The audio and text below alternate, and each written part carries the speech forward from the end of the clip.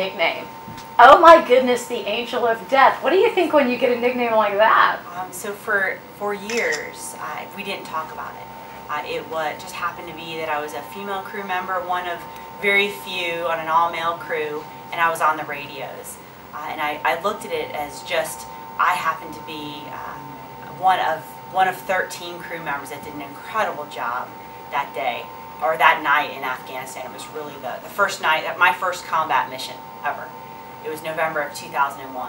And while we were supporting the enemy, while we were supporting the team in the north, we had no idea that they were listening to our radios, and that while we were shooting the 105 howitzer cannon and the 40 millimeter, the effects we were having on the enemy. We knew that the physical effects from what we could see, but we didn't realize that the Northern Alliance was shocked that women were there, because to us it was normal, and to our crew it was normal to have me there. And they thought of it as, they couldn't believe that America had women coming to kill Taliban. So the nickname, the Angel of Death, kind of was born out of that story. And over the years, I realized that that's just an example of what makes our country so great.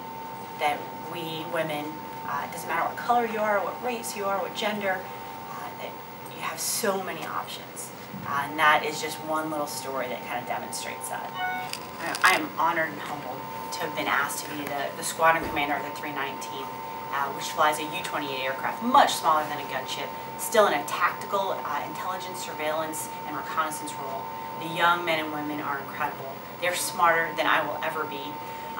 The responsibility of taking these young men and women to combat and bringing them home quite often is a heavy load, and I take it seriously.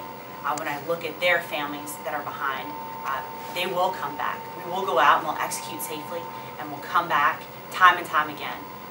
I'm super excited, super humbled to be asked to lead, and it's really, you surround yourself with great people, so it makes this job easy when they're the ones that are really carrying all the weight and executing the mission, and I can stand behind and go, look what they're doing.